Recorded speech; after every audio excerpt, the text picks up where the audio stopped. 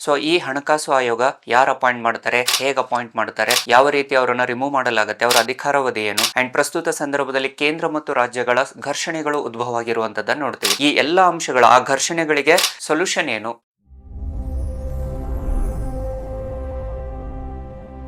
ಎಲ್ಲರಿಗೂ ನಮಸ್ಕಾರ ಸ್ನೇಹಿತರೆ. ಸೊ ಇವತ್ತಿನ ವಿಡಿಯೋದಲ್ಲಿ ಕಾಂಪಿಟೇಟಿವ್ ಎಕ್ಸಾಮ್ಸ್ ಅಲ್ಲಿ ಅಗೇನ್ ಅತಿ ಹೆಚ್ಚಾಗಿ ರಿಪೀಟೆಡ್ ಟೈಮ್ಸ್ ಅಲ್ಲಿ ಕೇಳ್ತಿರುವಂಥ ಒನ್ ಆಫ್ ದ ಕಾನ್ಸೆಪ್ಟ್ ಹಣಕಾಸು ಆಯೋಗದ ಬಗ್ಗೆ ಚರ್ಚೆಯನ್ನು ಮಾಡೋಣ. ಸೊ ಮೊದಲ ಬಾರಿಗೆ ನಮ್ಮ ಯೂಟ್ಯೂಬ್ ಚಾನಲನ್ನು ನೋಡ್ತಾ ಇದ್ದರೆ ಅವರು ಶೇರ್ ಮಾಡಿ, ಲೈಕ್ ಮಾಡಿ ಹಾಗೂ ಸಬ್ಸ್ಕ್ರೈಬ್ ಮಾಡೋದರ ಮೂಲಕ ನಮಗೆ ಸಪೋರ್ಟನ್ನು ಮಾಡಿ ಅಂತ ಹೇಳ್ತಾ ಇವತ್ತಿನ ವಿಡಿಯೋ ಹಣಕಾಸು ಆಯೋಗ. ಸೊ ಈ ಹಣಕಾಸು ಆಯೋಗ ಯಾರು ಅಪಾಯಿಂಟ್ ಮಾಡ್ತಾರೆ, ಹೇಗೆ ಅಪಾಯಿಂಟ್ ಮಾಡ್ತಾರೆ, ಯಾವ ರೀತಿ ಅವರನ್ನ ರಿಮೂವ್ ಮಾಡಲಾಗುತ್ತೆ, ಅವರ ಅಧಿಕಾರಾವಧಿ ಏನು, ಅಂಡ್ ಪ್ರಸ್ತುತ ಸಂದರ್ಭದಲ್ಲಿ ಕೇಂದ್ರ ಮತ್ತು ರಾಜ್ಯಗಳ ಘರ್ಷಣೆಗಳು ಉದ್ಭವ ಆಗಿರುವಂತದ್ದನ್ನು ನೋಡ್ತೀವಿ. ಈ ಎಲ್ಲಾ ಅಂಶಗಳ ಆ ಘರ್ಷಣೆಗಳಿಗೆ ಸೊಲ್ಯೂಷನ್ ಏನು ಅನ್ನುವಂಥದ್ದನ್ನ ಇವತ್ತಿನ ವಿಡಿಯೋದಲ್ಲಿ ನಾವು ಚರ್ಚೆನ ಮಾಡೋಣ. ಸೊ ಕಾಂಪಿಟೇಟಿವ್ ಎಕ್ಸಾಮ್ಸ್ ಅಲ್ಲಿ ಅತಿ ಹೆಚ್ಚು ಬಾರಿ ಪ್ರಶ್ನೆಯನ್ನು ಕೇಳಿರುವಂತದ್ದನ್ನ ಕಾಣ್ತೀವಿ ನಾವು with respect to the finance commission, ಹಣಕಾಸು ಆಯೋಗ. So which is relevant to both polity as well as the economy. ಭಾರತದ ಆರ್ಥಿಕತೆಯಲ್ಲಿನೂ ಹಣಕಾಸು ಆಯೋಗದ ಬಗ್ಗೆ ಪ್ರಶ್ನೆಯನ್ನು ಕೇಳ್ತಾರೆ. ಅದೇ ರೀತಿಯಲ್ಲಿ ಭಾರತದ ರಾಜಕೀಯ ವ್ಯವಸ್ಥೆ, ಭಾರತೀಯ ಸಂವಿಧಾನದಲ್ಲಿಯೂ ಸಹ ಇದರ ಬಗ್ಗೆ ಅತಿ ಹೆಚ್ಚು ಬಾರಿ ಪ್ರಶ್ನೆಯನ್ನು ಕೇಳಿರುವಂಥದ್ದನ್ನು ನೋಡ್ತೀವಿ. ಸೊ ಹಾಗೆ ಇತ್ತೀಚಿನ ಸಂದರ್ಭದಲ್ಲಿ ದಕ್ಷಿಣ ಭಾರತದವರು ಏನು ಈ ಹಣಕಾಸು ಆಯೋಗದ ವಿರುದ್ಧವಾಗಿ ಘರ್ಷಣೆಗಳನ್ನು ಮಾಡಿರುವಂಥದ್ದನ್ನು ನೋಡ್ತೀವಿ, ವಿರೋಧ ವ್ಯಕ್ತಪಡಿಸಿರುವಂಥದ್ದನ್ನು ನೋಡ್ತೀವಿ. ಅದಕ್ಕೋಸ್ಕರ ಏನು ಸರ್ಕಾರ, ದಕ್ಷಿಣ ಭಾರತದ ಸರ್ಕಾರದವರು ಡೆಲ್ಲಿ ಚಲೋ ಅನ್ನುವಂಥದ್ದನ್ನು ಏನು ಹೋರಾಟವನ್ನು ಮಾಡ್ತಾರೆ. ಅದು ಎಲ್ಲವೂ ವಿಫಲವಾಗುತ್ತೆ. ಆ ವಿಫಲವಾಗ್ಲಿಕ್ಕೆ ಕಾರಣ ಏನು, ಯಾಕೆ ಹಣಕಾಸು ಆಯೋಗ ದಕ್ಷಿಣ ಭಾರತದ ಶಿಫಾರಸುಗಳನ್ನು ನಿರಾಕರಿಸುತ್ತೆ ಅನ್ನುವಂಥ ಎಲ್ಲ ಮಾಹಿತಿಯನ್ನು ತಿಳ್ಕೊಳ್ಬೇಕಂದ್ರೆ ಇವತ್ತಿನ ವಿಡಿಯೋವನ್ನು ಸಂಪೂರ್ಣವಾಗಿ ಏನು ನೋಡಲೇಬೇಕಾಗತ್ತೆ. ಸೊ ಏನು ಹೇಳುತ್ತೆ ಇದು, what exactly we need to discuss with respect to the finance Commission. So usually the present context ಇರುವಂಥದ್ದು ಏನಂದ್ರೆ, ಪ್ರಸ್ತುತ ಸಂದರ್ಭದಲ್ಲಿ ಯಾಕೆ ಇದು ನ್ಯೂಸಲ್ಲಿದೆ ಅಂತಂದ್ರೆ, the southern states first of all ಎರಡು ಆಸ್ಪೆಕ್ಟ್ ಅನ್ನು ನೋಡ್ತೇವೆ. ಒಂದು 16ನೇ ಹಣಕಾಸು ಆಯೋಗ ಜಾರಿಗೆ ಬಂದಿರುವಂಥದ್ದನ್ನು ನೋಡ್ತೇವೆ. The 16th Finance Commission that was from 2026 to 2031, 5 ವರ್ಷಗಳ ಅವಧಿಗೆ 16ನೇ ಹಣಕಾಸು ಆಯೋಗ ಪ್ರಸ್ತುತ ಸಂದರ್ಭದಲ್ಲಿ ರಾಷ್ಟ್ರಪತಿಯವರು ಸದಸ್ಯರನ್ನ ಆಯ್ಕೆ ಮಾಡಿರುವಂಥದ್ದನ್ನು ನೋಡ್ತೀವಿ. ಸೊ ಅರವಿಂದ್ ಪನಗರಿಯ ಅವರ ಅಧ್ಯಕ್ಷತೆಯಲ್ಲಿ 16ನೇ ಹಣಕಾಸು ಆಯೋಗ ಜಾರಿಯಲ್ಲಿ ಬಂದಿದೆ. ಅಂದ್ರೆ ತನ್ನ ವರದಿಯನ್ನು ನೀಡುತ್ತೆ 2026ರಲ್ಲಿ, ಪ್ರಸ್ತುತ ಸಂದರ್ಭದಲ್ಲಿ ಆಯ್ಕೆ ಆಗಿದೆ. ಸೊ ಅದೇ ರೀತಿಯಲ್ಲಿ ದಕ್ಷಿಣ ಭಾರತದ ರಾಜ್ಯಗಳು, ಎಸ್ಪೆಷಲಿ ದ ಸದರ್ನ್ ಸ್ಟೇಟ್ಸ್, ದಕ್ಷಿಣ ಭಾರತದ ರಾಜ್ಯಗಳು, the southern states are against to the finance commission. ಹಣಕಾಸು ಆಯೋಗದ ಶಿಫಾರಸ್ಸಿಗೆ ದಕ್ಷಿಣ ಭಾರತದವರು ವಿರೋಧವನ್ನು ವ್ಯಕ್ತಪಡಿಸಿದ್ದಾರೆ. ಅಂಡ್ ಇತ್ತೀಚೆಗೆ ಈ ದಕ್ಷಿಣ ಭಾರತದ ರಾಜ್ಯಗಳು ಡೆಲ್ಲಿ ಚಲೋ ಅನ್ನುವಂಥ ಒಂದು ಹೋರಾಟವನ್ನು ಮಾಡ್ತಾರೆ. ಸೊ ಈ ಹಣಕಾಸು ಆಯೋಗದ ಹಂಚಿಕೆ ಯಾವ ರೀತಿ ಆಗ್ತಾ ಇದೆ ಅಲ್ವಾ, ಆ ಹಂಚಿಕೆ ಆಗುವಂತ ಹಣದ ವಿರುದ್ಧವಾಗಿ ಡೆಲ್ಲಿ ಚಲೋ ಅನ್ನುವಂಥದ್ದನ್ನ ಪ್ರಸ್ತಾಪ ಮಾಡುತ್ತೆ. ಅದು ವಿಫಲವಾಗುತ್ತೆ. ಅದಕ್ಕೆ ಕಾರಣಗಳೇನು, ಯಾಕೆ ಅನ್ನುವಂಥದ್ದನ್ನ ಇವತ್ತಿನ ವಿಡಿಯೋದಲ್ಲಿ ನಾವು ಚರ್ಚೆನ ಮಾಡ್ತೀವಿ. So these are the two concepts which was there in the context. ಪ್ರಸ್ತುತ ಸಂದರ್ಭದಲ್ಲಿ ಏನು ಸುದ್ದಿಯಲ್ಲಿರುವಂತ ಏನು ಅಂಶಗಳು. ಸೊ ಹಾಗಿದ್ದಾಗ ಈ ಅಂಶಕ್ಕೆ ಅನುಸಾರವಾಗಿ ವಿವಿಧ ಸ್ಪರ್ಧಾತ್ಮಕ ಪರೀಕ್ಷೆಗಳಲ್ಲಿ ಹಣಕಾಸು ಆಯೋಗ ಯಾವ ರೀತಿ ಪ್ರಶ್ನೆಯನ್ನು ಕೇಳುತ್ತೆ, ಹೇಗೆ ಕೇಳುತ್ತೆ ಅನ್ನುವಂಥ ಎಲ್ಲ ಮಾಹಿತಿಯನ್ನು ಇವತ್ತಿನ ವಿಡಿಯೋದಲ್ಲಿ ನಾವು ನೋಡ್ತಾ ಇದ್ದೀವಿ. So first of all, so ಹಣಕಾಸು ಆಯೋಗದ ಹಿನ್ನೆಲೆ ಏನು, the history of finance commission ಅಂತ ಬಂದಾಗ ಭಾರತದಲ್ಲಿ ಮೊದಲ ಬಾರಿಗೆ 1920ರ ಸಂದರ್ಭದಲ್ಲಿ ನೋಡ್ತೀವಿ ನಾವು, in the 1920s by the Britain government. ಬ್ರಿಟಿಷರು ಭಾರತದಲ್ಲಿ 1920ರಲ್ಲಿ ಏನು ಹಣಕಾಸು ಆಯೋಗವನ್ನು ರಚನೆ ಮಾಡುವಂತ ಶಿಫಾರಸುಗಳನ್ನು, ಅಂದ್ರೆ ಹಣಕಾಸು ಸ್ಥಿರತೆಯನ್ನು ಕಾಪಾಡಲಿಕ್ಕೆ ಏನು ಅಲ್ಲಿ ಆಗಿನ ಸಂದರ್ಭದಲ್ಲಿ ಕೇಂದ್ರೀಯ ಶಾಸಕಾಂಗ ಮತ್ತು ಪ್ರಾಂತೀಯ ಶಾಸಕಾಂಗದ ನಡುವಿನ ಘರ್ಷಣೆಗಳನ್ನ ನಿಯಂತ್ರಣ ಮಾಡುವುದಕ್ಕೋಸ್ಕರವಾಗಿ ಬ್ರಿಟಿಷ್ ಸರ್ಕಾರ ಏನು ಹಣಕಾಸು ನಿರ್ಬಂಧನೆಗಳನ್ನ ಅಥವಾ ಹಣಕಾಸು ಸಮತೋಲನವನ್ನು ಕಾಪಾಡಿಕೊಳ್ಳುವಂತ ಪ್ರಯತ್ನವನ್ನ ಇಲ್ಲಿ 1920ರಲ್ಲಿ ಮಾಡುತ್ತೆ. ಆದ್ರೂ ವಿಫಲಗೊಳ್ಳುತ್ತೆ ಅದು. It was not been implemented at that point of time. So post after the independence, it was in the year 1950s ಅಲ್ಲಿ. ಸೊ ಆಗಿನ ಕಾನೂನು ಸಚಿವರಾಗಿರುವಂತದ ದ ದೆನ್ ಲಾ ಮಿನಿಸ್ಟರ್, ಆಗಿನ ಕಾನೂನು ಸಚಿವರಾಗಿರುವಂತದ್ದು it was doctor BR Ambedkar. So doctor B R Ambedkar ಅವರ ನೇತೃತ್ವದಲ್ಲಿ, so Dr. B.R. Ambedkar was the law minister at that point of time. So on the recommendations of Dr. B.R. Ambedkar, so Dr. B.R. Ambedkar ಅವರ ಅಧ್ಯಕ್ಷತೆಯಲ್ಲಿ ಅಥವಾ ಇವರ ಒಂದು ನೇತೃತ್ವದಲ್ಲಿ ಹಣಕಾಸು ಆಯೋಗ ಕಾಯ್ದೆಯನ್ನು ಜಾರಿಗೆ ತರಲಾಗುತ್ತೆ. The finance commission act of 1951, 1951ರಲ್ಲಿ ಅಂಬೇಡ್ಕರ್ ಅವರು ಕಾನೂನು ಸಚಿವರಾಗಿರ್ತಾರೆ, ಕೇಂದ್ರೀಯ ಕಾನೂನು ಸಚಿವರಾಗಿರುವ ಕಾರಣದಿಂದ ಅವರ ನೇತೃತ್ವದಲ್ಲಿ ಅವರು ಸಂಸತ್ತಿನಲ್ಲಿ ಏನು ಹಣಕಾಸು ಆಯೋಗ ಕಾಯ್ದೆ 1951 ಜಾರಿಗೆ ತರ್ತಾರೆ. ಸೊ ಇದರ ಆಧಾರವಾಗಿ ಇಟ್ಕೊಂಡೆ ಸಂವಿಧಾನದಲ್ಲಿಯೂ ಸಹ ಈ ಹಣಕಾಸು ಆಯೋಗವನ್ನ ಸಂವಿಧಾನದಲ್ಲಿ ಭಾಗ 12 280ನೇ ವಿಧಿಯಲ್ಲಿ ಈ ಹಣಕಾಸು ಆಯೋಗವನ್ನ ಜಾರಿಗೆ ತರಲಾಗುತ್ತೆ. Usually it was the constitution provision, ಸಂವಿಧಾನದಲ್ಲಿನೇ 1950ರಲ್ಲಿ ಸಂವಿಧಾನ ರಚನೆಯಾದಾಗ ಸಂವಿಧಾನದ ಭಾಗ 12 280ನೇ ವಿಧಿಯಲ್ಲಿ ಹಣಕಾಸು ಆಯೋಗವನ್ನು ಜಾರಿಗೆ ತರಲಾಗಿರುತ್ತೆ. ಆದ್ರೆ ಹಣಕಾಸು ಆಯೋಗವನ್ನು ಮೊದಲ ಬಾರಿಗೆ ಜಾರಿಗೆ ತಂದಿದ್ದು ಯಾವುದು ಅಂತಂದ್ರೆ ಅದು ಡಾಕ್ಟರ್ ಬಿ ಆರ್ ಅಂಬೇಡ್ಕರ್ ಅವರ ನೇತೃತ್ವದಲ್ಲಿ ಹಣಕಾಸು ಆಯೋಗ ಕಾಯ್ದೆ 1951 ಅಂತ ನೋಡ್ತೀವಿ. ಸೊ ಇದರ ಶಿಫಾರಸಿಗೆ ಅನುಸಾರವಾಗಿ 1951ರಿಂದ 56ರವರೆಗೆ ಮೊದಲ ಹಣಕಾಸು ಆಯೋಗವನ್ನು ಜಾರಿಗೆ ತರಲಾಗುತ್ತೆ. The first finance commission was established in the year 1951 to 1956 and which was chaired by K.C. Niyogi. So ಮೊದಲ ಹಣಕಾಸು ಆಯೋಗದ ಅಧ್ಯಕ್ಷತೆಯನ್ನ ಕೆ.ಸಿ. ನಿಯೋಗಿ ಅವರು ಏನು ಇರುವಂತದ್ದನ್ನು ನೋಡ್ತೀವಿ. ಸೊ 1951ರಿಂದ 56 ಅಂತ ನೋಡ್ತೀವಿ ನಾವು. This was the first finance commission of the India ಅಂತ ನೋಡ್ತೀವಿ ನಾವು. ಸೊ ಈ 5 ವರ್ಷಗಳ ಅವಧಿಗೆ ಈ ಮೊದಲ ಹಣಕಾಸು ಆಯೋಗ ರಚನೆಯಾಗುವಂಥದ್ದನ್ನು ನೋಡ್ತೀವಿ. ಸೊ ಇದರ ಅಧ್ಯಕ್ಷತೆಯನ್ನ ಕೆ.ಸಿ. ನಿಯೋಗಿ ಅವರು ಹೊಂದಿರ್ತಾರೆ. ಅಂಡ್ ಇಲ್ಲಿ ಭಾರತ ದೇಶದ ಹಣಕಾಸು ಆಯೋಗ ಯಾಕೆ ಅವಶ್ಯಕವಾಗುತ್ತೆ, what was the major objective of this Indian finance commission ಅಂತ ಬಂದಾಗ, the objective of this finance commission, ಹಣಕಾಸು ಆಯೋಗದ ಮುಖ್ಯ ಉದ್ದೇಶವು it is a fiscal federalism in India ಅಂತ ನೋಡ್ತೀವಿ. ಯಾಕೆ ಇದನ್ನು ಜಾರಿಗೆ ತರಲಾಗತ್ತೆ ಅಂದ್ರೆ ಇಲ್ಲಿ ವಿತ್ತೀಯ ಅಥವಾ ಕೋಶೀಯ ಸಂಯುಕ್ತ ವ್ಯವಸ್ಥೆನ ಜಾರಿಗೆ ತರುವಂಥದ್ದು.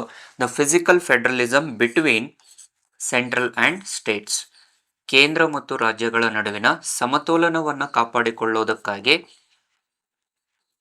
ಹಣಕಾಸು ಆಯೋಗವನ್ನ ಜಾರಿಗೆ ತರಲಾಗುತ್ತೆ. ಅಂಡ್ ಯಾವುದೇ ಒಂದು ದೇಶದ ಆರ್ಥಿಕ ಪ್ರಗತಿ, ಬೆಳವಣಿಗೆ, ಅಭಿವೃದ್ಧಿ ಹೆಚ್ಚಾಗಬೇಕಾದ್ರೆ ಹಣಕಾಸು ಬಹುಮುಖ್ಯ. So without the finances ultimately a country can't grow or country can't be a developed state. So that was the reason why in any of the organizations the finances plays the crucial part of the society or crucial part of that organization. That was the reason why these finances are known as a lifeblood of the country. The finances are lifeblood of the organization. ಒಂದು ನಿರ್ದಿಷ್ಟ ಸಂಘಟನೆಯಲ್ಲಿಯೂ ಸಹ ಒಂದು ಸಣ್ಣ ಸಂಸ್ಥೆ ಸ್ಥಾಪನೆ ಆದ್ರೂ ಸಹ ಅದಕ್ಕೆ ಅತಿ ಮುಖ್ಯವಾಗಿ ಬೇಕಾಗಿರುವಂತ ಅಂಶನೇ ಯಾವುದು, ಹಣಕಾಸು. ನಮ್ಮ ಜೀವನದಲ್ಲಿ ಅಥವಾ ನಾವು ಬದುಕಲಿಕ್ಕೆ ರಕ್ತ ಎಷ್ಟು ಇಂಪಾರ್ಟೆಂಟ್ ಆಗುತ್ತೋ ಅದೇ ರೀತಿಯಲ್ಲಿ ದೇಶದ ಬೆಳವಣಿಗೆ, ಅಭಿವೃದ್ಧಿ ಹೆಚ್ಚಾಗಬೇಕಂದ್ರೆ ಹಣಕಾಸುನು ಅಷ್ಟೇ ಪ್ರಮುಖವಾಗುತ್ತೆ. ಆದ ಕಾರಣದಿಂದನೇ ಇದನ್ನ life blood of the organisations ಅಂತ ಕರಿತೀವಿ. The finances are the life blood of the organisation. And ಇದೇ ಪ್ರಶ್ನೆಯನ್ನು ಕೇಳಿದ್ದಾನೆ, ಯಾರು ಹೇಳಿದ್ರು ಈ ಸ್ಟೇಟ್ಮೆಂಟ್ ಅಂತ ಕೇಳಿದ್ದಾನೆ. The statement was given by Nicholas Henry. The finances are the life blood of organisation ಅಂತ ಹೇಳಿದ್ದು ನಿಕೋಲಸ್ ಹೆನ್ರಿ ಅವರು. And this finance commission plays a balancing wheel. ಅದಕ್ಕೆ ಇಲ್ಲಿ ನಾವು ಹೇಳಿದೇವಲ್ಲ ಫಿಸಿಕಲ್ ಫೆಡರಲಿಸಮ್ ಅಂತ ಯಾಕೆ ಹೇಳ್ತಾ ಇದೀವಿ ಅಂದ್ರೆ which is a balancing wheel between the central and state, which is a balancing wheel between central and state. ಅದೇ ನೋಡ್ರಿ, ಯಾವುದೇ ಒಂದು ಚಕ್ರವನ್ನು ನೋಡಿದಾಗ ಎರಡು ಕಡೆ ಸಮತಟ್ಟವಾಗಿರ್ಬೇಕಂತ ಹೇಳ್ತೇವೆ ನಾವು. ಸೊ ಯೂಶಲಿ ಈ ಮಕ್ಕಳು ಆಡ್ತಿರುವಂತ ಸಾಮಾನುಗಳನ್ನ ನೋಡ್ತೀವಲ್ಲ ನಾವು, ಆಟದ ಸಾಮಾನುಗಳಂತ ಏನ್ ನೋಡ್ತೀವೋ ಅಲ್ಲಿ ಆ ವೀಲ್ ಯಾವಾಗ್ಲೂ ಬ್ಯಾಲೆನ್ಸ್ ಆಗಿರ್ಬೇಕು. ಒಂದು ವೇಳೆ ಆ ಬ್ಯಾಲೆನ್ಸ್ ಏನಾದ್ರು ತಪ್ಪಿದ್ರೆ ಏನಾಗುತ್ತೆ, ಸಂಪೂರ್ಣವಾಗಿ ಅದರಲ್ಲಿ ಎಷ್ಟು ಜನ ಇರ್ತಾರೋ ಎಲ್ಲವೂ ಅಪಾಯ ಆಗುವಂತದ್ದನ್ನ ನೋಡ್ತೀವಿ, ಎಲ್ಲ ಜನರಿಗೂ ಅಪಾಯವಾಗುತ್ತೆ. ಅದೇ ರೀತಿಯಲ್ಲಿ ಹಣಕಾಸು ಸಹ ಕೇಂದ್ರ ಮತ್ತು ರಾಜ್ಯಗಳ ನಡುವಿನ ಸಮತೋಲನ ಮಟ್ಟವನ್ನು ಕಾಪಾಡಿಕೊಳ್ಳುವಂತದ್ದನ್ನ ಹೇಳ್ತಾ ಇದೆ. ಸೊ ಒಂದು ವೇಳೆ ಆ ಸಮತೋಲನ ಇಲ್ಲದೆ ಇದ್ದಾಗ ಏನಾಗುತ್ತೆ, ಕೇಂದ್ರ ಮತ್ತು ರಾಜ್ಯಗಳ ನಡುವೆ ಘರ್ಷಣೆ ಉದ್ಭವ ಆಗುತ್ತೆ. ಅದು ಅತಿ ಹೆಚ್ಚಿನ ಸಮಸ್ಯೆಗಳನ್ನ ಹೇರುವಂಥದ್ದನ್ನು ನೋಡ್ತೇವೆ. So that was a reason why to avoid the conflicts between central and states. The major objective is to avoid the conflicts between central and states. ಕೇಂದ್ರ ಮತ್ತು ರಾಜ್ಯಗಳ ನಡುವೆ avoid the conflicts between central and states. The Finance Commission plays an important role or the crucial role of the society. ಕೇಂದ್ರ ಮತ್ತು ರಾಜ್ಯಗಳ ಹಣಕಾಸು ನಿರ್ವಹಣೆಯನ್ನು ಸಮತೋಲನದಿಂದ ಕಾಪಾಡಿಕೊಳ್ಳಲಿಕ್ಕೆ ಇದು ಆಭಾರಿಯಾಗಿರುತ್ತೆ, ಅತಿ ಪ್ರಮುಖವಾದ ಅಂಶ ಅಂತೇಳಿ ಹೇಳಲಾಗತ್ತೆ. ಸೊ ಹಾಗಿದ್ದಾಗ ಈ ಕಾನ್ಸ್ಟಿಟ್ಯೂಷನಲ್ ಪ್ರಾವಿಷನ್ ಏನ್ ಹೇಳುತ್ತೆ, ದ ಆಬ್ಜೆಕ್ಟಿವ್ ಹೇಳ್ತಾ ಇದೇನೋ ಕೇಂದ್ರ ಮತ್ತು ರಾಜ್ಯಗಳ ನಡುವಿನ ಹಣಕಾಸು ಸಮತಟ್ಟವಾಗಿ ಸಮತೋಲನದಿಂದ ವಿತರಣೆ ಮಾಡುವಂಥದ್ದು ಇದರ ಅತಿ ಮುಖ್ಯವಾದ ಉದ್ದೇಶ. ಅದನ್ನೇ ಇಲ್ಲಿ ಹೇಳ್ತಿರುವಂತ the major objective is the allocation of funds between central and states. ಕೇಂದ್ರ ಮತ್ತು ರಾಜ್ಯಗಳ ನಡುವೆ ಹಣಕಾಸಿನ ವಿತರಣೆ ಮಾಡುವಂಥದ್ದು ಇದರ ಅತಿ ಪ್ರಮುಖವಾದ ಉದ್ದೇಶವಾಗಿರುತ್ತೆ. ಸೊ ಹಾಗಿದ್ದಾಗ ಈ ಸಾಂವಿಧಾನಿಕ ಅಂಶಗಳು ಏನ್ ಹೇಳುತ್ತೆ? So initially will start with the constitutional provisions, then will move to the economical factors. So ಪ್ರಸ್ತುತ ಸಂದರ್ಭದಲ್ಲಿ 12ನೇ ಭಾಗದ 280ನೇ ವಿಧಿಗೆ ಅನುಸಾರವಾಗಿ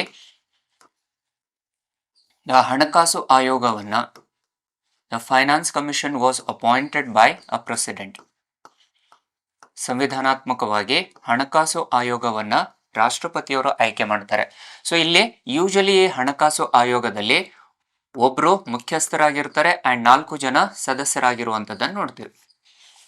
one is the chairperson of the finance Commission and remaining 4 are the members of the finance commission ಅಂತ ನೋಡ್ತೀವಿ. And all are appointed by the president with the aid and advice of council of minister. Always the president has the president, he was not having any kind of discretionary power. ರಾಷ್ಟ್ರಪತಿಯವರಿಗೆ ವಿಶೇಷ ಅಧಿಕಾರ ಅನ್ನುವಂಥದ್ದು ಯಾವುದೂ ಇಲ್ಲ, ಬದಲಾಗಿ ಮಂತ್ರಿಮಂಡಲದ ಸಲಹೆಗಳಿಗೆ ಅನುಸಾರವಾಗಿ ಆ 5 ಜನ ಸದಸ್ಯರುಗಳನ್ನು ಆಯ್ಕೆ ಮಾಡುವಂಥದ್ದನ್ನು ನೋಡ್ತೀವಿ. and usually appointed by president on the aid and advice of council of minister and having the term or the tenure of those members was 5 years. usually ಆ 5 ಜನ ಸದಸ್ಯರ ಅಧಿಕಾರಾವಧಿಯು 5 ವರ್ಷ ಇರುವಂತದ್ದನ್ನ ಕಾಣಬಹುದು.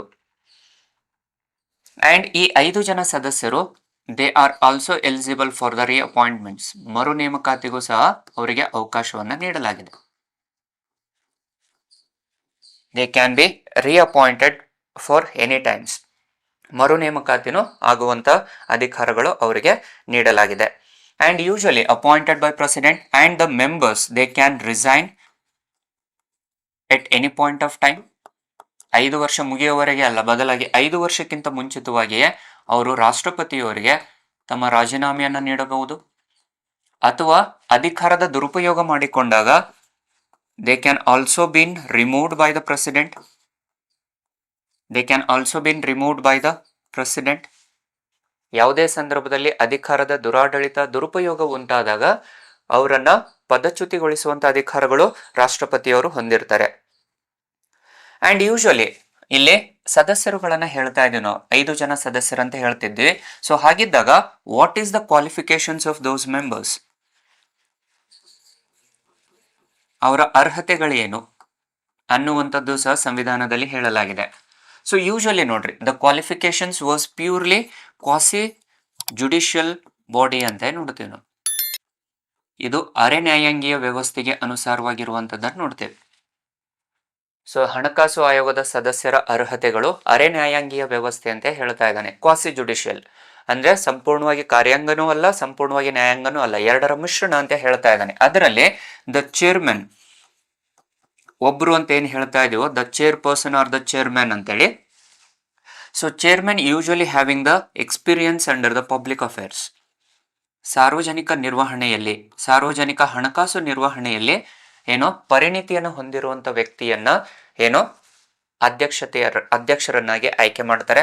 ಉಳಿದಿರುವಂತ 4 ಜನ ಸದಸ್ಯರುಗಳು, the remaining 4 members, usually one was appointed on the basis of the judge of the high court,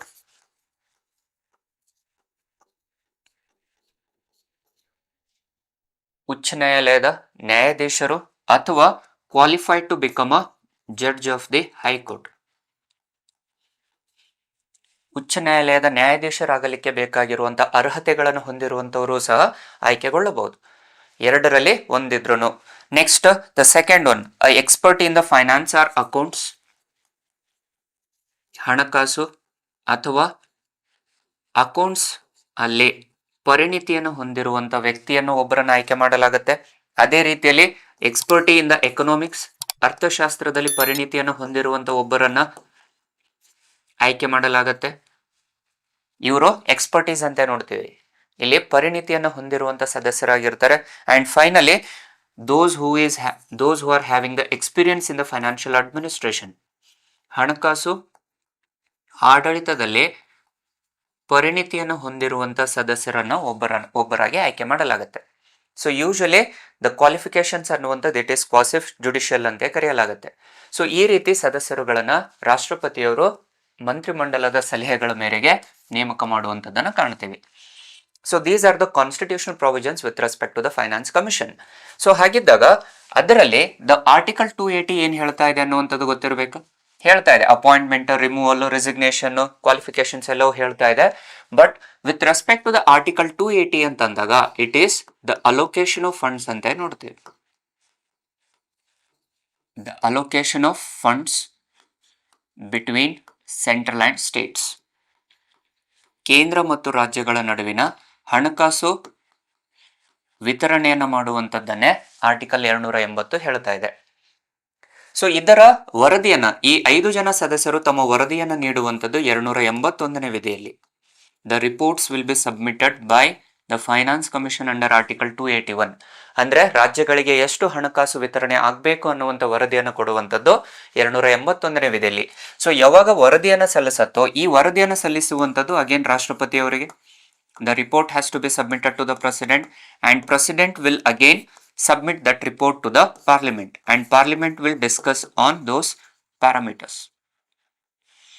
The parliament has the complete authority to discuss the reports which were given by the finance commission. ಇವೆಲ್ಲವೂ 281ನೇ ವಿಧಿಯಲ್ಲಿ ಇರುವಂತದ್ದನ್ನು ನೋಡ್ತೀವಿ. And ಈಗ ಈ 280ನೇ ವಿಧಿಯಲ್ಲಿ ರಾಜ್ಯಗಳಿಗೆ ಎಷ್ಟು ಹಣಕಾಸು ವಿತರಣೆ ಆಗ್ಬೇಕಂತ ಹೇಳಿರುತ್ತೋ ಇದು ಮ್ಯಾಂಡೇಟರಿ, ಅದು ಕಂಪಲ್ಸರಿಯಾಗಿ ರಾಜ್ಯಗಳಿಗೆ ವಿತರಣೆ ಆಗಲೇಬೇಕು ಅನ್ನುವಂಥದ್ದನ್ನು 275ನೇ ವಿಧಿಯಲ್ಲಿ ಹೇಳುತ್ತೆ. The whatever the recommendations given by the finance Commission has to be fulfilled by the central government to allocate the funds for the states and it is mandatory under the article 275. And ಇದಕ್ಕೆ ಅನುಸಾರವಾಗಿನೇ in the article 282 ಅಲ್ಲಿ the parliament has the authority to allocate a special grants to the states. ವಿಶೇಷ ಅನುದಾನಗಳನ್ನು ಕೊಡುವಂತ ಅಂದ್ರೆ grants ಇನ್ aid ಅಂತ ನೋಡ್ತೀವಿ ನಾವು. ಇಲ್ಲಿ ಸಾಲವಾಗಿ ಅಲ್ಲ, ಬದಲಾಗಿ ಅನುದಾನವಾಗಿ ಕೊಡುವಂತ ಅಧಿಕಾರಗಳು ಸಂಸತ್ತು ಹೊಂದಿರುತ್ತೆ. ಸೊ ಇದನ್ನ ಆ ಗ್ರಾಂಟ್ಸ್ ಇನ್ ಏಡ್ ಅನ್ನ 1960ರ ಸಂದರ್ಭದಲ್ಲಿ ಮೊದಲ ಬಾರಿಗೆ ಜಾರಿಗೆ ತರುತ್ತೆ. So the special category states ಅಂತ ನೋಡ್ತೀವಿ ನಾವು. ಸ್ಪೆಷಲ್ ಕ್ಯಾಟಗರಿ ಸ್ಟೇಟ್ಸ್ ಅಂತ ಕರೆಯಲಾಗುತ್ತೆ.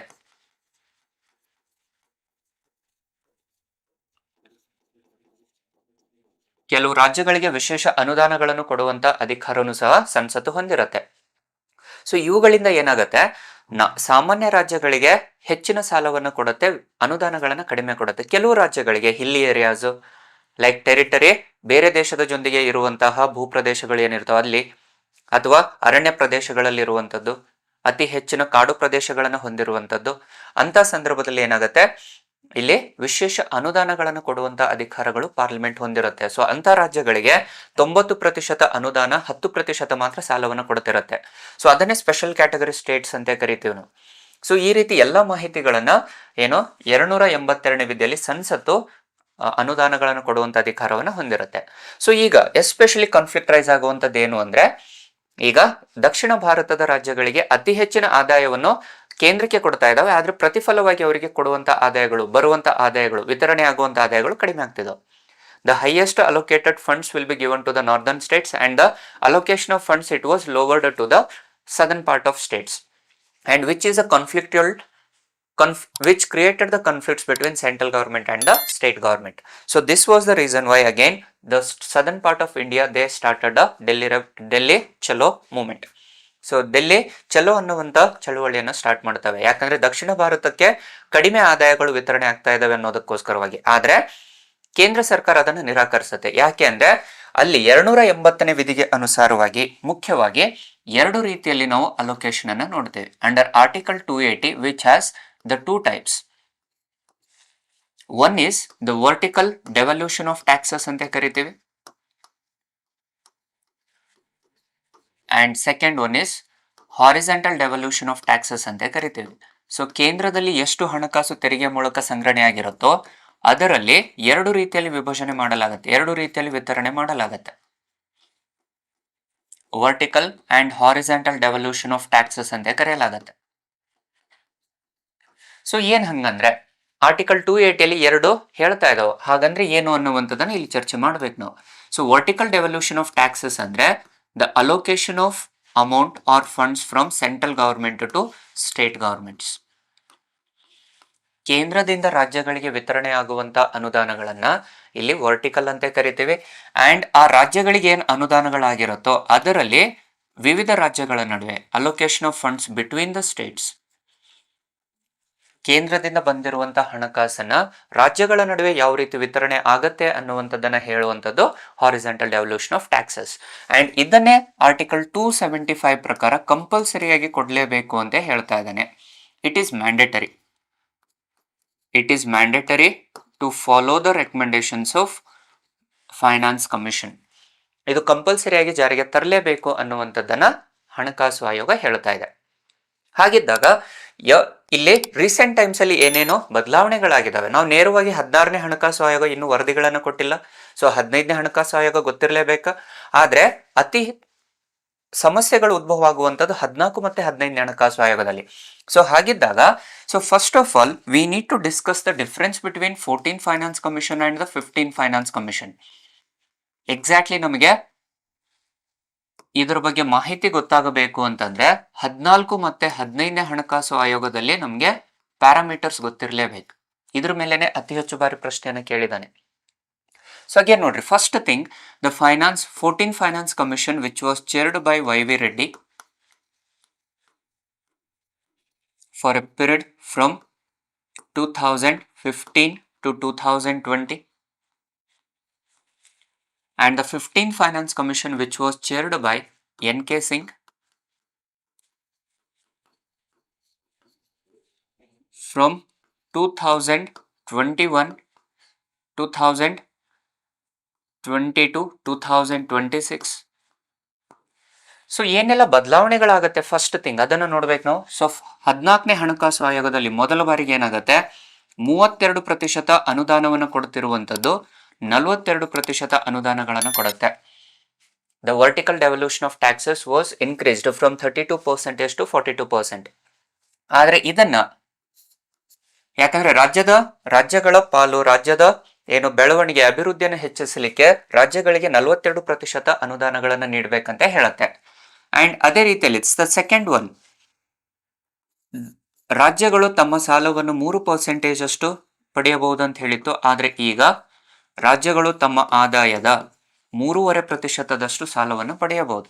ಇದು first one is allocation of funds to the states. So ರಾಜ್ಯಗಳ ಅನುದಾನಗಳನ್ನ ಹೆಚ್ಚಿಸಲಾಯಿತು. Second one is borrowings of the states. ರಾಜ್ಯಗಳು ತಮ್ಮ ಸಾಲವನ್ನ ರಾಜ್ಯದ ಒಟ್ಟು ಆದಾಯದಲ್ಲಿ 3.5% ಅಂತ ಹೇಳ್ತಾ ಇದ್ದಾನೆ. The states can borrow up to 3.5% of the gross state domestic product, 3.5% of GSDP ಅಂತ ಹೇಳ್ತಾ ಇದ್ದಾನೆ. ಸೇ ಫಾರ್ ಎಕ್ಸಾಂಪಲ್, ಇವಾಗ ಕರ್ನಾಟಕ ರಾಜ್ಯದ ಆದಾಯ 1000 ರೂಪಾಯಿ ಇತ್ತು ಅಂತಂದ್ರೆ ಅದರಲ್ಲಿ 3.5 ರೂಪಾಯಿ ಮಾತ್ರ, ಅಂದ್ರೆ 1000 ರೂಪಾಯಿದಲ್ಲಿ 3.5% ಮಾತ್ರ ಸಾಲವನ್ನು ಪಡೆಯಬಹುದು. ಅಂದ್ರೆ ಸರಿಸುಮಾರು 35 ರೂಪಾಯಿಯನ್ನ ಸಾಲವನ್ನು ಪಡೆಯಬಹುದು ಅಷ್ಟೇ. So the state government can't borrow more than 3.5% of the loans. So they can borrow up to 3.5% ಅಂತ ನೋಡ್ತೇವೆ. And which abolished the special category status. ಯಾಕಂದ್ರೆ ಅತಿ ಹೆಚ್ಚಿನ ಆದಾಯವನ್ನು ಕೊಡುವಂತ ರಾಜ್ಯಗಳಿಗೆ ಅನುದಾನಗಳು ಕಡಿಮೆ ಇದಾವೆ. The grants were given to the highest grants were given to the hilly areas, backward states, but whereas the developed states they are not getting any kind of grants. So that was the reason why the southern part of India, they went against to the special category status. So this was the reason why the special category status was completely been abolished. Clear idena? So these are the major changes under 14th Finance Commission. Whereas in the 15th Finance Commission, the major change was, this was the first time in the post after the independence, the Finance Commission was established for a period of 6 years. ಅಲ್ಲಿಯವರೆಗೆ ಹಣಕಾಸು ಆಯೋಗ 5 ವರ್ಷದಲ್ಲಿರುವಂಥದ್ದು, ಹಣಕಾಸು ಆಯೋಗ ಈಗ 6 ವರ್ಷದವರೆಗೆ ಹೆಚ್ಚಿಗೆ ಮಾಡುವಂಥದ್ದನ್ನು ನೋಡ್ತೀವಿ. ಅದಕ್ಕೆ ಮುಖ್ಯವಾದ ಕಾರಣ ಎರಡನ್ನ ನೋಡ್ತೀವಿ. ಒಂದು, it is due to the Delimitation Commission ಅಂತ ಕರಿತೀವಿ. ಯಾಕಂದ್ರೆ ಮತಕ್ಷೇತ್ರಗಳ ವಿಂಗಡಣಾ ಆಯೋಗ ಸೆನ್ಸಸ್ ಸಹ 2026ರಲ್ಲಿ ಬರುತ್ತೆ. ಸೊ ಹಾಗಾಗಿನೇ ಇಲ್ಲಿ ಹಣಕಾಸು ಆಯೋಗವನ್ನು 2026ರಿಂದ ಜಾರಿಗೆ ತರುತ್ತೆ. It's because of the corona ಅಂತ ನೋಡ್ತೀವಿ. Corona is a second reason and census ಅಂತ ನೋಡ್ತೀವಿ. ಸೊ ಆಲ್ರೆಡಿ ಸೆನ್ಸಸ್ ಅಂತ ಹೇಳಿದೆವು ನಾವು. So already it was census. Delimitation commission is nothing but census. ಜನಗಣತಿಯನ್ನು 2026ಕ್ಕೆ ರಚನೆ ಮಾಡುವ ಕಾರಣದಿಂದ, ಈ ಎರಡು ಕಾರಣಗಳಿಂದ ಏನಾಗುತ್ತೆ, ಹಣಕಾಸು ಆಯೋಗವನ್ನ 5 ವರ್ಷದಿಂದ 6 ವರ್ಷಕ್ಕೆ ಮೊದಲ ಬಾರಿಗೆ ಅದರ ಅಧಿಕಾರಾವಧಿ 6 ವರ್ಷ ಮಾಡಲಾಗುತ್ತೆ. Next, the second change was again the proportionate of share to the states was reduced from 42% to 41%. ರಾಜ್ಯಗಳಿಗೆ ಅನುದಾನವಾಗಿ ಕೊಡುವಂತ ಪ್ರಮಾಣವನ್ನು 1% ಕಡಿಮೆ ಮಾಡಲಾಗುತ್ತೆ. ಇಟ್ ಈಸ್ ಬಿಕಾಸ್ 2019ರಲ್ಲಿ ದ ಜಮ್ಮು ಮತ್ತೆ ಕಾಶ್ಮೀರ ಸ್ಟೇಟ್ ಅನ್ನ, ಜಮ್ಮು ಕಾಶ್ಮೀರ ರಾಜ್ಯವನ್ನ 2 ಕೇಂದ್ರಾಡಳಿತ ಪ್ರದೇಶವಾಗಿ ರಚನೆ ಮಾಡುತ್ತೆ. ಈ ಹಣಕಾಸಿನ ಅನುದಾನಗಳನ್ನು ಕೊಡಬೇಕಾಗಿರುವಂತದ್ದು ರಾಜ್ಯಗಳಿಗೆ. ಸೊ ಈಗ ರಾಜ್ಯಗಳ ಸಂಖ್ಯೆ 1 ಕಡಿಮೆ ಆಯಿತು. ಜಮ್ಮು ಕಾಶ್ಮೀರ 2 ಕೇಂದ್ರಾಡಳಿತ ಪ್ರದೇಶವಾದ ಕಾರಣದಿಂದ ಈ ಜಮ್ಮು ಕಾಶ್ಮೀರಕ್ಕೆ ಅನುದಾನ ಕೊಡುವ ಅವಶ್ಯಕತೆ ಇಲ್ಲ. ಯಾಕಂದ್ರೆ ಜಮ್ಮು ಕಾಶ್ಮೀರ ಕೇಂದ್ರಾಡಳಿತ ಪ್ರದೇಶವಾದ್ದರಿಂದ ಎಲ್ಲಾ ರೀತಿಯಾದ ಹಣಕಾಸು ಸವಲತ್ತುಗಳನ್ನ ಕೇಂದ್ರನೇ ನೋಡ್ಕೊಳ್ಳುತ್ತೆ. All the provisions of the finances will be done by the central government itself. It is not required to allocate a special funds among the taxations. So idrinda enagutte, the share value in the vertical devolution of taxes was reduced to 41%. So these are the 2 changes anta nodthivi, most important for your competitive exams. ಈಗ 16ನೇ ಹಣಕಾಸು ಜಾರಿಗೆ ಬಂದಿದೆ. ಈಗ ಪ್ರಸ್ತುತ news ಅಲ್ಲಿ ಇರುವಂತದ್ದು 16ನೇ ಹಣಕಾಸು ಆಯೋಗವು ಅಗೇನ್ 2026ರಿಂದ 2031ರವರೆಗೆ ಅಸ್ತಿತ್ವದಲ್ಲಿರುವಂತದ್ದನ್ನು ನೋಡ್ತೀವಿ. Which was chaired by Arvind ಪನಗರಿಯಾ.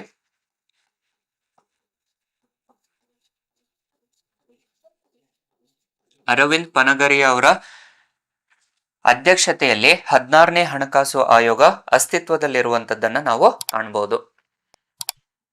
and which includes the other 4 members. and ಇದರ ಶಿಫಾರಸುಗಳು, ರಾಜ್ಯಗಳು ಕೆಲವು ಶಿಫಾರಸುಗಳನ್ನು ಹೇಳಿದಾವೆ. ಸೊ ರಾಜ್ಯದ ಶಿಫಾರಸುಗಳು ಇದರಲ್ಲಿ ಇರುವಂತದ್ದು, the 41% share has to be increased to 50% ಅಂತ ಹೇಳ್ತಾ ಇದೆ. It was the recommendation, it was not yet reported. ಇನ್ನು ಇದರ ವರದಿಯನ್ನು ನಮಗೆ ಸಿಕ್ಕಿಲ್ಲ. 2026ರಲ್ಲಿ ವರದಿ ಸಿಗುತ್ತೆ. ಬಟ್ ರಾಜ್ಯದ ಬೇಡಿಕೆಗಳು 41% ಇರುವಂತದ್ದನ್ನ 50%ಕ್ಕೆ ಹೆಚ್ಚಿಸಬೇಕು ಅಂತ ಹೇಳ್ತಾ ಇದೆ. ಸೊ ಅದೇ ರೀತಿಯಲ್ಲಿ ಇಲ್ಲಿ ಇನ್ನೊಂದು ಬೇಡಿಕೆನ ಇಡ್ತಾ ಇದೆ. ಸೊ ಸರ್ಚಾರ್ಜಸ್ ಅಂತ ಏನ್ ಹೇಳ್ತಾ ಇದ್ದೀವಿ, ದ ಸರ್ಚಾರ್ಜಸ್ ಅಂಡ್ ಸೆಸ್ ಅಂತ ಏನ್ ನೋಡ್ತೀವೋ, ಇದರ ಸಂಪೂರ್ಣ ಅಧಿಕಾರಗಳು, ಸಂಪೂರ್ಣವಾದ ಹಣಕಾಸು ಅಥವಾ ತೆರಿಗೆಗಳು ಕೇಂದ್ರ ಸರ್ಕಾರದಲ್ಲಿನೇ ಇರುವಂತದ್ದನ್ನು ನೋಡ್ತೀವಿ. ಸೊ ಈ ಸರ್ಚಾರ್ಜಸ್ ಮತ್ತೆ ಸೆಸ್ ಅನ್ನ 18.5%ದಿಂದ ಇಳಿಕೆ ಮಾಡಬೇಕು ಅಂತ ಹೇಳ್ತಾ ಇದೆ. As of now the surcharges and cess component was 18.5%, but that has to be reduced to around 12.8% ಅಂತ ಹೇಳ್ತಾ ಇದೆ. ಸೊ ಸರ್ಚಾರ್ಜಸ್ ಅಂಡ್ ಸೆಸ್ ಅಲ್ಲಿ ಕೇಂದ್ರ ಸರ್ಕಾರದ ಸಂಪೂರ್ಣ ಅಧಿಕಾರಗಳಿತ್ತು. ಸೊ ಕೇಂದ್ರ ಸರ್ಕಾರದಲ್ಲಿ ಸರಿಸುಮಾರು ಸರ್ಚಾರ್ಜಸ್ ಮತ್ತೆ ಸೆಸ್ ಇಂದ ಕೇಂದ್ರದಿಂದ ರಾಜ್ಯಗಳಿಗೆ ಬಿಡುಗಡೆ ಆಗ್ತಿರುವಂತದ್ದು ಕೇವಲ 12.8% ಬಿಡುಗಡೆ ಆಗ್ತಾ ಇತ್ತು. ಉಳಿದಿರುವಂತ ಎಲ್ಲ ಅಮೌಂಟ್ ಕೇಂದ್ರದಲ್ಲೇ ಇತ್ತು. ಈಗ this surcharge amount has to be allocated to the states. 12.8% ಏನು ಅಲೋಕೇಟ್ ಮಾಡ್ತಾ ಇತ್ತು. ಈಗ ಅದರಲ್ಲಿ ಹಣಕಾಸು ಆಯೋಗದಲ್ಲಿ 12.8%ದಿಂದ 18.5%ಗೆ ಹೆಚ್ಚಿಸಬೇಕು ಅಂತ ಹೇಳ್ತಾ ಇದೆ. The whatever the amount that was collected by the central government in the form of cess and surcharges, that was allocating only 12.8% to the states. But the demand of the state is to increase that pool from 12.8% to 18.5%. Means ಈಗ 100 ರೂಪಾಯಿಯಲ್ಲಿ 100 ರೂಪಾಯಿ cess collect ಆಗಿದೆ, ಸರ್ಚಾರ್ಜಸ್ collect ಆಗಿದೆ ಅಂತಂದ್ರೆ ಕೇಂದ್ರ ಸರ್ಕಾರ 12.8%, 12 ರೂಪಾಯಿ 80 ಪೈಸೆ ಮಾತ್ರ ರಾಜ್ಯಗಳಿಗೆ ನೀಡ್ತಾ ಇತ್ತು ಹಣಕಾಸು ಆಯೋಗದಲ್ಲಿ. ಬಟ್ ಈಗ ರಾಜ್ಯಗಳು 12.8 ಅಲ್ಲ 18.5% ನೀಡಬೇಕು ಅಂತ ಹೇಳ್ತಾ ಇದೆ, which is almost increasing around 6% ಅಂತ ಹೇಳ್ತಾ ಇದ್ದಾನೆ. ಸೊ ಇದರಿಂದ ಏನಾಗುತ್ತೆ, ರಾಜ್ಯಗಳಿಗೆ ಹೆಚ್ಚಿನ ಹಣಕಾಸು ಸಿಗಬಹುದು ಅಥವಾ ವಿತರಣೆ ಆಗಬಹುದು ಅನ್ನುವಂಥ ಬೇಡಿಕೆನ ರಾಜ್ಯಗಳು ಇಡ್ತಾ ಇದ್ದಾವೆ. ಸೊ ಇದು major changes with respect to the 16 finance commission ಅಂತ ನೋಡ್ತೀವಿ. But still be careful, Arvind Panagariya ಅವರ ಅಧ್ಯಕ್ಷತೆಯಲ್ಲಿ ರಚನೆ ಆಗಿದೆ, ಆದರೆ ಇದರ ವರದಿಗಳು ನಮಗೆ ಇನ್ನೂ ಸಿಕ್ಕಿಲ್ಲ. ಸೊ ಅವರ ವರದಿಗಳು ರಾಷ್ಟ್ರಪತಿಯವರಿಗೆ 2026ರಲ್ಲಿ ನೀಡಿ ಅದು ಸಂಸತ್ತು ಚರ್ಚೆಯನ್ನು ಮಾಡಿದ ನಂತರದಲ್ಲಿ ಏನಾಗುತ್ತೆ, ಅದು ಕಾರ್ಯರೂಪಕ್ಕೆ ಬರುತ್ತೆ, 5 ವರ್ಷಗಳ ಅವಧಿಗೆ ಕಾರ್ಯರೂಪಕ್ಕೆ ಬರುತ್ತೆ. ಆದ್ರೆ ಹಾಗಿದ್ದಾಗ what exactly the differences between the parameters ಏನು, ಯಾವ ರೀತಿ ಹಣಕಾಸು ವಿಭಜನೆ ಆಗತ್ತೆ, ವಿತರಣೆ ಆಗತ್ತೆ, ಇದರ ಮೇಲೇನು ಸಾಕಷ್ಟು ಬಾರಿ ಪ್ರಶ್ನೆಯನ್ನು ಕೇಳಿದ್ದಾನೆ. ದ ಪ್ಯಾರಾಮೀಟರ್ಸ್ 14ನೇ ಹಣಕಾಸು ಆಯೋಗದಲ್ಲಿ ಎಷ್ಟು ಕಾಂಟ್ರಿಬ್ಯೂಷನ್ ಆಗ್ತಾ ಇದೆ ಹಾಗೂ 15ನೇ ಹಣಕಾಸು ಆಯೋಗದಲ್ಲಿ ಎಷ್ಟು ಹಣಕಾಸು ವಿತರಣೆ ಆಗತ್ತೆ ರಾಜ್ಯಗಳಿಗೆ ಅನ್ನುವಂಥದ್ದನ್ನ ಇಲ್ಲಿ ಚರ್ಚೆ ಮಾಡಲಾಗತ್ತೆ. ಸೊ ಹಾಗೆ ನಾವು ಇಲ್ಲಿವರೆಗೆ ಹೇಳಿದ್ದು it is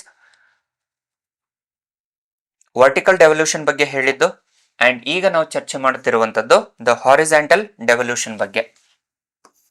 so till now we discussed about the vertical devolution. This is completely related to the horizontal devolution. ಅಂದ್ರೆ ರಾಜ್ಯಗಳ ಮಧ್ಯೆ ಯಾವ ರೀತಿ ವಿತರಣೆ ಆಗತ್ತೆ ಅನ್ನುವಂಥದ್ದನ್ನ ಇಲ್ಲಿ ಹೇಳ್ತಾ ಇದ್ದೀವಿ. ಸೊ ಫಸ್ಟ್ ಒನ್ ನೋಡ್ರಿ, first parameter was the population, ಜನಸಂಖ್ಯೆ 1971ಕ್ಕೆ ಅನುಸಾರವಾಗಿ ವಿತರಣೆ ಮಾಡಲಾಗ್ತಾ ಇತ್ತು. So in the 14 finance commission ಅಲ್ಲಿ ಇಲ್ಲಿ it was contributing around 17.5% amount, and 15 finance commission ಅಲ್ಲಿ 1971ರ ಜನಗಣತಿಯನ್ನು ಸಂಪೂರ್ಣವಾಗಿ ರದ್ದುಗೊಳಿಸಲಾಗುತ್ತೆ.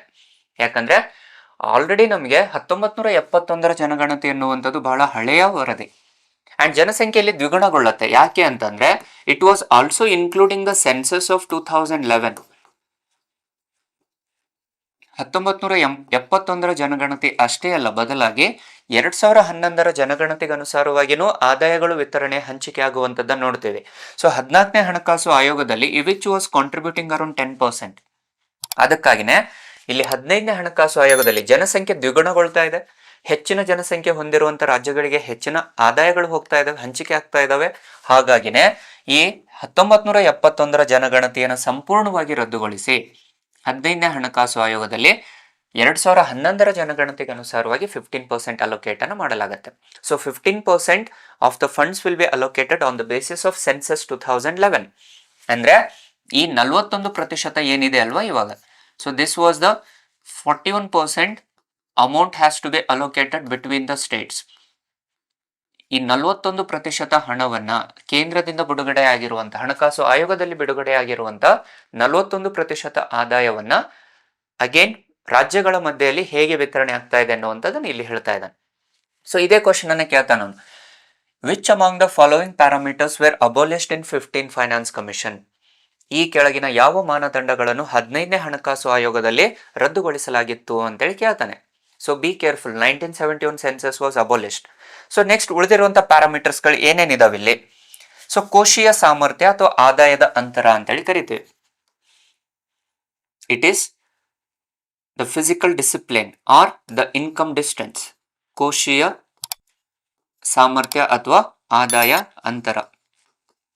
So which is nothing but it is the state GDP, gross state domestic product. ಆಯಾ ರಾಜ್ಯದ ಒಟ್ಟು ಆದಾಯಗಳು ಅಂತ ಹೇಳ್ತಾರೆ. ರಾಜ್ಯದ ಒಟ್ಟು ಆದಾಯಗಳನ್ನು ಪರಿಗಣನೆಗೆ ತೆಗೆದುಕೊಳ್ತಾ ಇದೆ. ಸೊ ಯಾವ ರಾಜ್ಯದ ಆದಾಯಗಳು ಹೆಚ್ಚಿರುತ್ತೋ ಅವರಿಗೆ ಹೆಚ್ಚಿನ ಆದಾಯ ಹೋಗುತ್ತೆ. So with respect to that the 14 finance commission was allocating around 50% with respect to GSDP, and now it was under the 15 finance commission it was allocated to around 45%. So ಹಾಗಿದ್ದಾಗ ಇಲ್ಲಿ ಅಸಮಾನತೆ ಅನ್ನುವಂಥದ್ದು ಯಾವುದೂ ಇಲ್ಲ. ಒಂದು ಕಡೆ ಜನಸಂಖ್ಯೆನೂ ನೋಡ್ತಾ ಇದೆ, ಯಾಕಂದ್ರೆ ಇಟ್ಸ್ ವೆರಿ ಸಿಂಪಲ್. ಒಂದು ಮನೆಯಲ್ಲಿ ಏನೋ ಹೆಚ್ಚು ಅಭಿವೃದ್ಧಿ ಆಗಿರುವಂತ ವ್ಯಕ್ತಿಗೆ ನಾವು ಹೆಚ್ಚಿನ ಅನುದಾನಗಳು ಕೊಡೋದಕ್ಕಿಂತ ಯಾರು ವೀಕರ್ ಸೆಕ್ಷನ್ಸ್ ಅಲ್ಲಿ ಇರ್ತಾರೆ, ಯಾರು ಇನ್ನೂ ಏನೋ ಸಮಾನತೆಯಲ್ಲಿ ಇರೋದಿಲ್ವೋ ಅಥವಾ ತಮ್ಮ ಅಗತ್ಯತೆಗಳನ್ನು ಪೂರೈಸಿಕೊಳ್ಳುವಲ್ಲಿ ವಿಫಲರಾಗ್ತಾ ಇದ್ದಾರೋ ಅವರಿಗೆ ನಾವು ಪ್ರಾಧಾನ್ಯತೆಯನ್ನು ಕೊಡಬೇಕಾಗತ್ತಲ್ಲ. Always that was the same reason ಇಲ್ಲಿ. The government always need to focus on the weaker sections, backward classes, depressed classes, those who are in to the underdeveloped. ಅನಭಿವೃದ್ಧಿಯಲ್ಲಿರುವಂತ ರಾಜ್ಯಗಳಿಗೆ ಹೆಚ್ಚಿನ ಆದಾಯವನ್ನು ಕೊಡಲೇಬೇಕು, ಅದಕ್ಕೋಸ್ಕರ ಇಲ್ಲಿ ಅಲೋಕೇಟ್ ಅನ್ನು ಮಾಡ್ತಾ ಇದೆ. But at the same time ಏನಾಗುತ್ತೆ, it was not discriminating, rather than that it was also allocating 45% of the amount on the basis of their income. ಯಾವ ರಾಜ್ಯದ ಆದಾಯಗಳು ಹೆಚ್ಚಿರುತ್ತೋ ಅವರಿಗೆ ಹೆಚ್ಚಿನ ಆದಾಯಗಳು ಕೊಡ್ತಾ ಇದಾವೆ. ಸೊ ಇಲ್ಲಿಗೆ ಏನಾಯ್ತು, ಇವಾಗ ಡೆಲ್ಲಿ ಚಲೋ ಅನ್ನುವಂಥದ್ದು ಏನು ಪ್ರಪೋಸಲ್ ಅನ್ನು ಕೊಟ್ಟಿತ್ತು ಅದರ ವಿರುದ್ಧವಾಗಿದೆ, ಈಗ ಅದನ್ನ ರದ್ದುಗೊಳಿಸಿದೆ. ಕಾರಣ ಅಂದ್ರೆ ಡೆಲ್ಲಿ ಚಲೋ ಅಂತ ಹೇಳ್ತಿರುವಂತದ್ದು ಏನು, ದಕ್ಷಿಣ ಭಾರತದ ರಾಜ್ಯಗಳು, the southern part of India were against to the recommendations of financial allocations from central government. But it was not a discrimination part ಅಲ್ವಾ. It was recommended by Finance Commission, it was discussed in the Parliament, and it was having the objective of growth and development of every state, not only the developed states. It is the responsibility of the government to develop, to have the growth with respect to the underdeveloped states. So that was the reason why it was balancing wheel ಅಂತ ಹೇಳ್ತಾ ಇದೆ. ಇದೇ ಕಾರಣದಿಂದನೇ ನಾವು ಹೇಳುವಂತದ್ದು it was acting as a balancing wheel ಅಂತ ಹೇಳಿ. ಈಗ ಆ wheel ಅಲ್ಲಿ, ಆ ಚಕ್ರದಲ್ಲಿ ಒಂದು ಕಡೆ ಹೆಚ್ಚಿನ ಪ್ರೆಷರ್ ಅನ್ನ ಹಾಕಿದಾಗ ಏನಾಗುತ್ತೆ, ಇನ್ನೊಂದು ಕಡೆ ಬಿದ್ದು ಹೋಗ್ಬಿಡುತ್ತೆ. ಹಾಗಾಗಿನೇ ಆ ಚಕ್ರ ಯಾವಾಗ್ಲೂ ಸಮತೋಲನದಲ್ಲಿರ್ಬೇಕು. ಸೊ ಅದೇ ರೀತಿಯಲ್ಲಿ ಇಲ್ಲಿ ಆ ಚಕ್ರವನ್ನ ಸಮತೋಲನ ಅಂದ್ರೆ ಭಾರತ ದೇಶ ಅನ್ನುವಂಥದ್ದು ಚಕ್ರ, ಕೇಂದ್ರ ಮತ್ತು ರಾಜ್ಯ ಅನ್ನುವಂಥದ್ದು ಎರಡು ಕಡೆಯಿಂದ ಸಮತೋಲನವನ್ನ ಸಾಬೀತುಪಡಿಸುವಂಥದ್ದು. ಅದರಲ್ಲಿ ಅಭಿವೃದ್ಧಿ ಹೊಂದಿದ ರಾಜ್ಯಗಳು ಅನಭಿವೃದ್ಧಿಯಲ್ಲಿರುವಂತಹ ರಾಜ್ಯಗಳನ್ನು ಸಮತೋಲನವಾಗಿ ಇಡುವಂತ ಪ್ರಯತ್ನವನ್ನ ಮಾಡ್ತಾ ಇದೆ. Next one, it was territory of that state, ಭೂಪ್ರದೇಶ, ರಾಜ್ಯದ ಭೂಪ್ರದೇಶ. ಸೊ ಆಯಾ ರಾಜ್ಯದ ಭೂಪ್ರದೇಶಕ್ಕೆ ಅನುಸಾರವಾಗಿಯೋ ಇಲ್ಲಿ ಹಣಕಾಸಿನ ವಿತರಣೆ ಆಗುವಂತದ್ದನ್ನು ನೋಡ್ತೇವೆ, ವಿಚ್ ಇಸ್ 15%. 14th ಮತ್ತೆ 15th ಫೈನಾನ್ಸ್ ಕಮಿಷನ್ ಅಲ್ಲಿ it was remain same. Next the ಅರಣ್ಯ ಹೂಡಿಕೆ, ಫಾರೆಸ್ಟ್ ಇನ್ವೆಸ್ಟ್ಮೆಂಟ್ಸ್ ಇನ್ ಫಾರೆಸ್ಟ್, ಅರಣ್ಯ ಹೂಡಿಕೆ, ಅರಣ್ಯ ಪ್ರದೇಶದಲ್ಲಿ ಹೂಡಿಕೆ ಮಾಡುವಂಥದ್ದು. So which is 14th finance commission was allocating around 7.5%. But ಈ ಅರಣ್ಯ ಹೂಡಿಕೆಯನ್ನ ಇಲ್ಲಿ ರದ್ದುಗೊಳಿಸಲಾಗಿದೆ, ಇಟ್ ವಾಸ್ ಬೀನ್ ಅಬೋಲಿಶ್ಡ್. ಯಾಕಂದ್ರೆ ಅರಣ್ಯ ಹೂಡಿಕೆಯಲ್ಲಿ ಏನಾಗ್ತಾ ಇರುತ್ತೆ, ಜನಸಾಮಾನ್ಯರು ಹೆಚ್ಚಿನ ಹಣವನ್ನ ಹೂಡಿಕೆ ಮಾಡಿದಾಗ ಏನಾಗುತ್ತೆ, ಅಲ್ಲಿಯ ಜೀವ ಪರಿಸರ ಏನಾಗುತ್ತೆ, ಹಾಳಾಗುತ್ತೆ. It will imbalance the ecological system. Biodiversity, it will affect directly to the biodiversity. Plants and animals will be affected due to the investments in forest. So that was the reason why in the 15th Finance Commission that was being abolished. Rather than that, it introduced the forest and biodiversity. ಅರಣ್ಯ ಮತ್ತು ಜೀವ ಪರಿಸರಕ್ಕೆ ಪ್ರಾಧಾನ್ಯತೆಯನ್ನು ಕೊಡುತ್ತೆ. It was allocating the amount with respect to the forest and biodiversity. ಅರಣ್ಯ ಮತ್ತು ಜೀವ ಪರಿಸರ ಅಂತ ನೋಡ್ತೀವಿ. ಈಗ ಹೂಡಿಕೆ ಮಾಡೋದ್ರ ಜೊತೆಗೆ ಅಲ್ಲಿ ಜೀವ ಪರಿಸರ, ಅಲ್ಲಿಯ ಜೀವ ಪರಿಸರಕ್ಕೆ ಹಾನಿ ಆಗದೇ ಇರುವ ರೀತಿಯಲ್ಲಿ ಅದರ ಉತ್ತೇಜನವನ್ನು ನೀಡುವಂತಹ ಪ್ರಯತ್ನವನ್ನ ಇಲ್ಲಿ ಮಾಡ್ತಾ ಇದೆ. ಸೊ ಯಾವ ರಾಜ್ಯಗಳು ಹೆಚ್ಚಿನ ಜೀವ ಪರಿಸರವನ್ನ ಉಳಿತಾಯ ಮಾಡುತ್ತೋ ಅಥವಾ ಅದನ್ನ ರಕ್ಷಣೆ ಮಾಡುತ್ತೋ ಅದಕ್ಕೆ ಇದರಲ್ಲಿ 10% ರೆವೆನ್ಯೂಸ್ ಅನ್ನ ಶೇರ್ ಮಾಡ್ತಾ ಇದೆ. ಅಂದ್ರೆ ಮಾನವ ಸಂಪನ್ಮೂಲದ ಜೊತೆಗೆ ಅರಣ್ಯ ಸಂಪನ್ಮೂಲ ಬಹುಮುಖ್ಯ. ಸೊ ಅರಣ್ಯ ಸಂಪನ್ಮೂಲ ಇಲ್ಲದೆ ಇದ್ದಾಗ ಮಾನವ ಸಂಪನ್ಮೂಲ ಬದುಕುವಂಥದ್ದು ಬಹಳ ಕಷ್ಟವಾಗುತ್ತೆ. So always the human beings are uplifted on the basis of the forestry, on the basis of the biodiversity. Without the biodiversity ultimately uh mankind will not survive. So that was the reason why it was focusing on forest and biodiversity, ಅರಣ್ಯ ಮತ್ತು ಜೀವ ಪರಿಸರ. ಅದರ ನಂತರದಲ್ಲಿ ಜನಾಂಗೀಯ ನಿರ್ವಹಣೆ, the demographic dividend. So ದಕ್ಷಿಣ ಭಾರತದವರು ಇದಕ್ಕೆ ವಿರೋಧ ಮಾಡಿತ್ತಲ್ವಾ, ಅತಿ ಹೆಚ್ಚಿನ ಜನಸಂಖ್ಯೆ ಹೊಂದಿರುವಂತಹ ರಾಜ್ಯಗಳಿಗೆ ಹೆಚ್ಚಿನ ಆದಾಯವನ್ನು ಹಣಕಾಸು ಆಯೋಗ ನೀಡ್ತಾ ಇದೆ ಅಂತೇಳಿ. The state government were especially the southern part of Indian states were against to the population. They were against because those states which are having the population will get the more revenues, more allocated funds from the center. So to resolve those issues, under the 15th finance commission it came out with a demographic dividend, ಜನಾಂಗೀಯ ನಿರ್ವಹಣೆ 14ನೇ ಹಣಕಾಸು ಆಯೋಗದಲ್ಲಿ ಇರಲಿಲ್ಲ. So ಇಲ್ಲಿ 15ನೇ ಹಣಕಾಸು ಆಯೋಗದಲ್ಲಿ 12.5% ಆದಾಯವನ್ನ ಜನಾಂಗೀಯ ನಿರ್ವಹಣೆಗೆ ವಿತರಣೆ ಮಾಡಲಾಗಿದೆ. ಅಂದ್ರೆ ಯಾವ ರಾಜ್ಯಗಳು ಈ ಜನಸಂಖ್ಯೆಯನ್ನ ನಿಯಂತ್ರಣ ಮಾಡ್ತಾ ಇದಾವೋ, those states which are controlling the population of the state will get more revenues. They will be allocated around 12.5% of the shares. So ಇಲ್ಲಿಗೆ ಏನಾಯ್ತು ಇವಾಗ, again it was balancing the population versus the demography. So ಯಾವ ರಾಜ್ಯ ಜನಸಂಖ್ಯೆನ ನಿಯಂತ್ರಣ ಮಾಡುತ್ತೋ ಆ ರಾಜ್ಯಗಳು ಏನ್ ಮಾಡ್ತಾವೆ, ಆ ರಾಜ್ಯಗಳಿಗೆ ಹೆಚ್ಚಿನ ಅನುದಾನಗಳು ನೀಡ್ತಾ ಇದೆ ಹಣಕಾಸು ಆಯೋಗದಲ್ಲಿ. ಸೊ ಇದು ಏನಾಗ್ತಾ ಇದೆ ಇವಾಗ, ಸಮತೋಲನವನ್ನು ಕಾಪಾಡ್ತಿದೆ, ಕೋಶೀಯ ಸಮತೋಲನ ಅಥವಾ ಕೇಂದ್ರ ಮತ್ತು ರಾಜ್ಯದ ಸಮತೋಲನವನ್ನು ಕಾಪಾಡ್ತಾ ಇದೆ. And finally it was also a tax efforts. ದಕ್ಷಿಣ ಭಾರತದ ರಾಜ್ಯಗಳು ಟೀಕೆ ಮಾಡ್ತಾ ಇತ್ತು ಏನಂತ, ದಕ್ಷಿಣ ಭಾರತದಿಂದ ಅತಿ ಹೆಚ್ಚಿನ ತೆರಿಗೆಗಳು ಸಂಗ್ರಹಣೆ ಆಗ್ತಾ ಇದೆ ಕೇಂದ್ರಕ್ಕೆ, ಆದ್ರೆ ದಕ್ಷಿಣ ಭಾರತಕ್ಕೆ ಆದಾಯಗಳು ಕಡಿಮೆ ಬರ್ತಾ ಇದೆ ಅಂತೇಳಿ. ಅದಕ್ಕೋಸ್ಕರ ಕೇಂದ್ರ ಸರ್ಕಾರ ಹಣಕಾಸು ಆಯೋಗ ಏನ್ ಮಾಡುತ್ತೆ, ಈ ತೆರಿಗೆ ಪ್ರಯತ್ನವನ್ನ ಆಡ್ ಮಾಡುತ್ತೆ. 14ನೇ ಹಣಕಾಸು ಆಯೋಗದಲ್ಲಿ ತೆರಿಗೆ ಪ್ರಯತ್ನ ಅನ್ನುವಂಥದ್ದು ಯಾವುದು ಇರಲಿಲ್ಲ. ಬಟ್ 15ನೇ ಹಣಕಾಸು ಆಯೋಗದಲ್ಲಿ 2.5% ಹಣವನ್ನ ತೆರಿಗೆಗಳಿಗೆ ಅನುದಾನವಾಗಿ ಕೊಡುವಂಥದ್ದನ್ನು ನೋಡ್ತೀವಿ. ಸೊ ಅಂದ್ರೆ those states which were contributing more taxes into the central government will get additional 2.5%. They will be getting additional revenues among the finance commission ಅಂತ ಹೇಳ್ತಾ ಇದೆ. ಯಾವ ರಾಜ್ಯಗಳು ಹೆಚ್ಚಿನ ತೆರಿಗೆನ ಸಂಗ್ರಹಣೆ ಮಾಡ್ತಾ ಇದಾವೋ ಆ ರಾಜ್ಯಗಳಿಗೆ 2.5% ಏನೋ ಹಣಕಾಸು ಆಯೋಗದಿಂದ ಅನುದಾನಗಳು ಸಿಗುವಂತದನ್ನು ಕಾಣ್ತೀವಿ. ಸೊ ಈ ರೀತಿಯಲ್ಲಿ ಏನಾಗ್ತಾ ಇದೆ, ಕೇಂದ್ರ ಮತ್ತು ರಾಜ್ಯಗಳ ನಡುವೆ ಅದು ಒಂದು ಸಮತೋಲನವನ್ನು ಕಾಪಾಡುವಂತ ಪ್ರಯತ್ನವನ್ನ ಕೇಂದ್ರ ಸರ್ಕಾರ ಎಸ್ಪೆಷಲಿ ಯಾವುದೋ ಹಣಕಾಸು ಆಯೋಗ ಮಾಡುವಂತದನ್ನು ನೋಡ್ತೀವಿ. ಸೊ ಇವೆಲ್ಲವನ್ನು ನಾವು ಕಂಪಲ್ಸರಿಯಾಗಿ ಜಾರಿಗೆ ತರಲೇಬೇಕು ಅಂತ ಹೇಳ್ತಾ ಇದ್ದೆ. So this was compulsory for the central government to allocate the funds between central and states. So ಈ 41% ರಾಜ್ಯಗಳಿಗೆ ಈ ರೀತಿಯಲ್ಲಿ 15ನೇ ಹಣಕಾಸು ಆಯೋಗದ ಈ ಮಾನದಂಡಗಳಿಗೆ ಅನುಸಾರವಾಗಿ ಏನೋ ವಿತರಣೆ ಆಗತ್ತೆ ಅಂತ ಹೇಳ್ತಾ ಇದ್ದಾನೆ. ಸೊ ಪ್ರಶ್ನೆ ಕೇಳುವಂಥದ್ದಿಲ್ಲಿ, ಹಣಕಾಸು ಆಯೋಗದ ಸಂಯೋಜನೆ ಏನು, ಅಧ್ಯಕ್ಷರು ಏನು, ಅದರ ಅರ್ಹತೆಗಳೇನು, ಯಾವ ವಿಧಿಯಲ್ಲಿ ಬರುತ್ತೆ, ಅಥವಾ ಸ್ಟೇಟ್ಮೆಂಟ್ಸ್ ಅನ್ನು ಕೊಟ್ಟು ಕೇಳ್ತಿರ್ತಾನೆ. 14ನೇ ಹಣಕಾಸು ಆಯೋಗದಲ್ಲಿ ಯಾವ ಅಂಶಗಳು ಇರಲಿಲ್ಲ, 15ನೇ ಹಣಕಾಸು ಆಯೋಗದಲ್ಲಿ ಯಾವ ಅಂಶಗಳನ್ನು ರದ್ದುಗೊಳಿಸಲಾಗಿದೆ, ಈ ಎಲ್ಲಾ ಪ್ರಶ್ನೆಗಳನ್ನ ಇತರೆ ಸ್ಪರ್ಧಾತ್ಮಕ ಪರೀಕ್ಷೆಗಳಲ್ಲಿ ಕೇಳುವಂತ ಸಾಧ್ಯತೆಗಳು ಅತಿ ಹೆಚ್ಚು ಪ್ರಮಾಣದಲ್ಲಿ ನೋಡ್ತೀವಿ. So which is one of the most important for the competitive aspirants.